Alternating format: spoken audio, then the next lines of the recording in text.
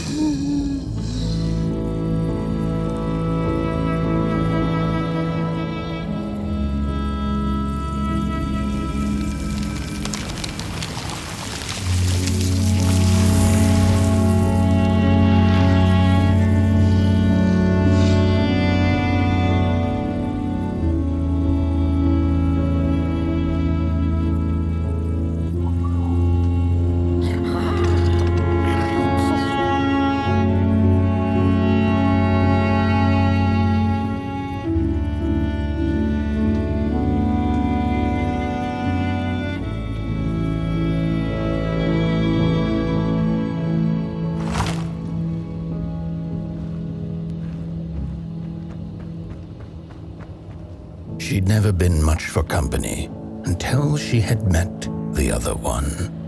He had shimmering scales, an appetite for life, and carried a faint scent of rotting leaves she found irresistible. Oh, how they used to laugh at the distant stars, bitterly, together.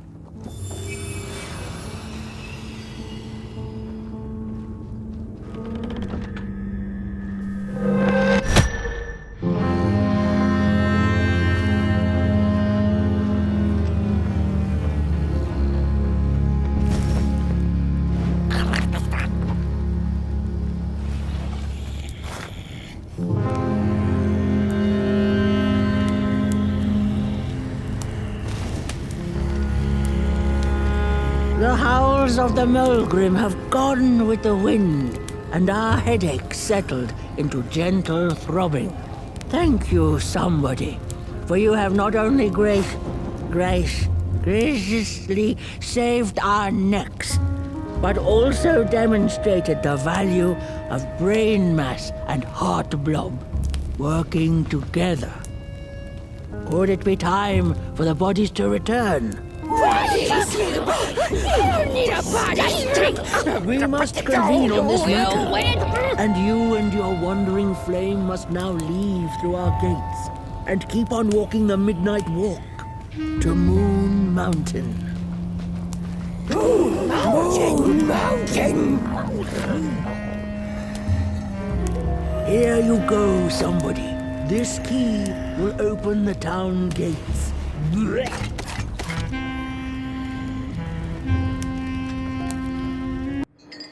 The mountain once again beckons, and the call is answered. Fare thee well, and take good care of your flame. The dark itself is hungry.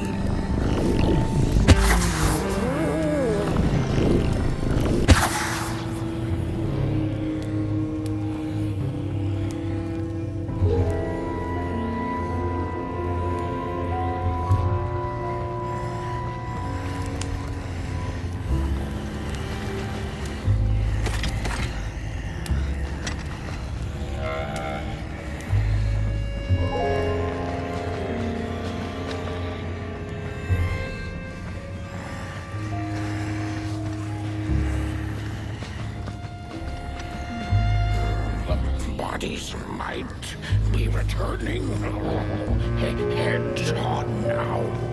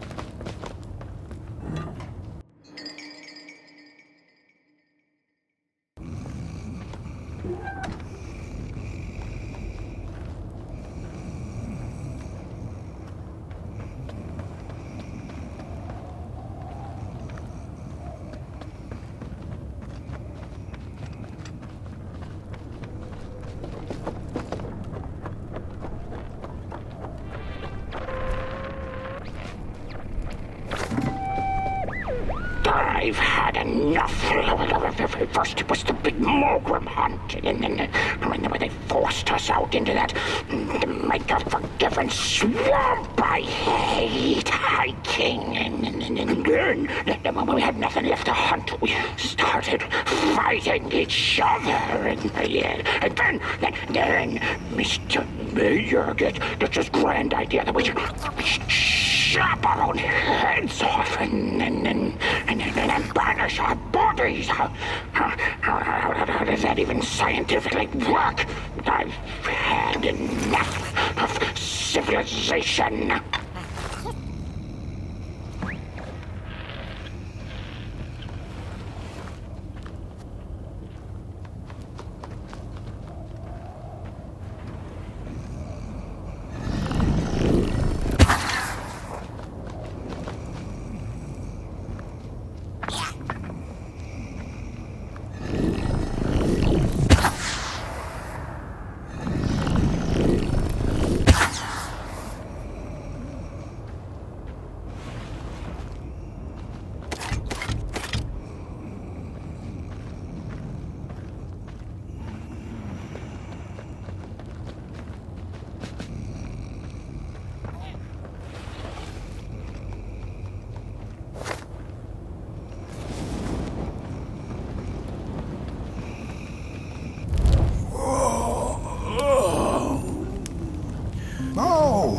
Back from a little swamp detour, huh? Hope the heads didn't give you too much trouble. At least your head looks attached to its shoulders and your friend's is, well, burning. So do not despair. Should you once again lose your way along the midnight walk, you're probably meant to. The body can be a terrible master, but a wonderful servant. Protect the spark. Find its home, won't you? See down the road. I guess you gotta lose your head before you can. No, there's nothing there. I gotta workshop this one some more.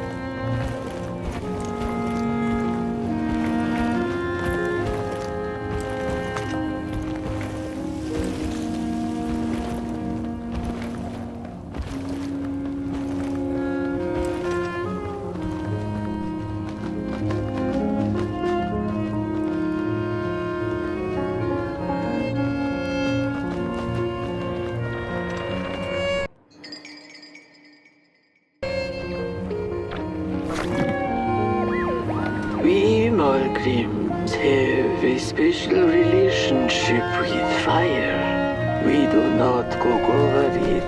We do not shed tales around it. We care not for its warmth. Ours is a different connection entirely. Fire is our window to truth and into the world beyond clay, to which we must return. We are noble beings, bringers of bugs, slime, and mushrooms to help decompose the old and to bring about the new. We are the caretakers of this world, and woe be to those who seek to end us, for they seek to end themselves.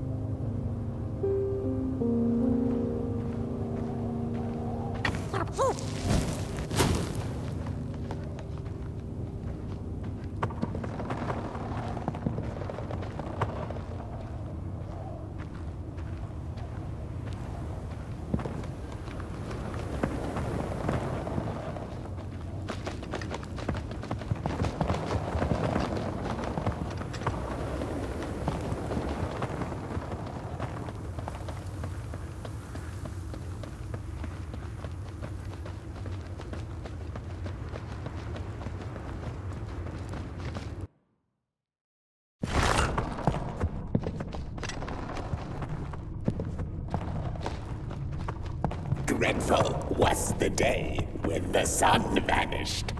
The waters dried up, birds went quiet, and the dark itself seeped unchecked into the work table as the cold, chewed paper moon rose over the mountain. The night that followed would be long as the midnight walk.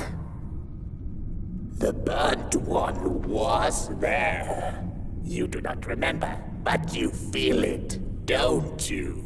You are reborn when need arises. This night, Port Boy needs you, and Moon Mountain beckons. Its call irresistible. A storm is coming. The soothsayers have spoken.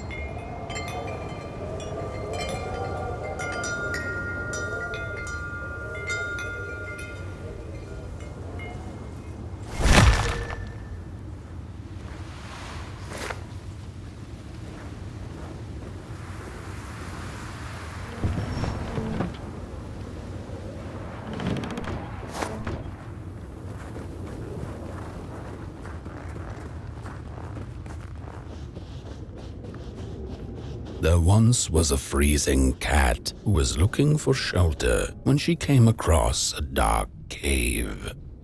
"Step into my abode," offered the dark. "It will warm you if you surrender your wants."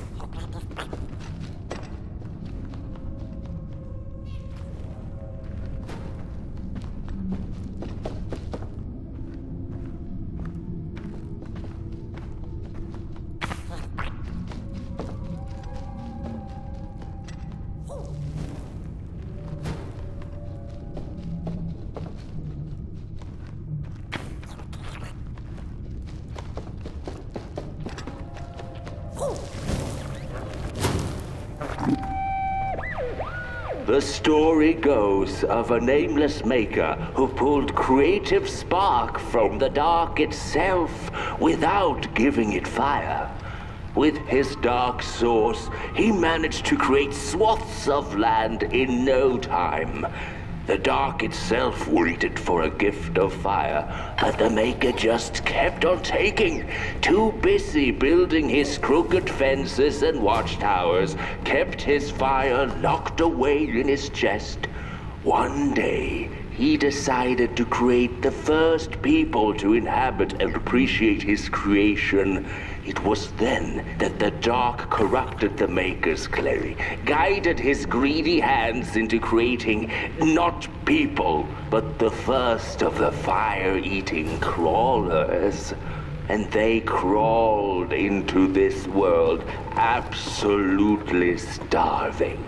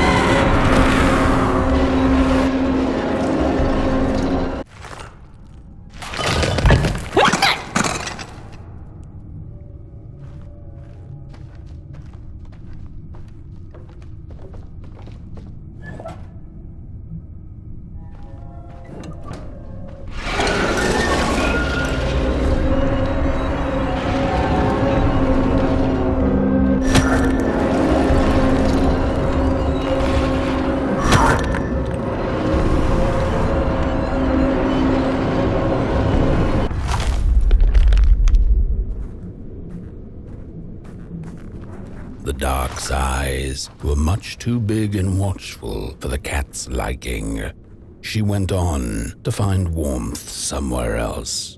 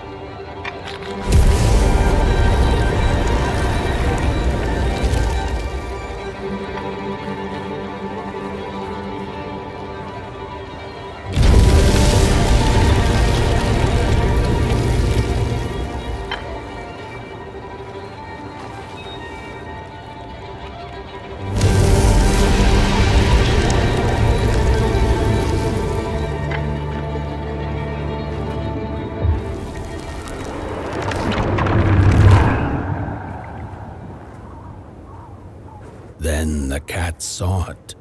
Rooftops piercing the sky. Approaching the town, she was greeted by a crone. Come, kitty, kitty, you must be tired. Sit in my lap. Share your soft fur, and I shall warm you for a spell.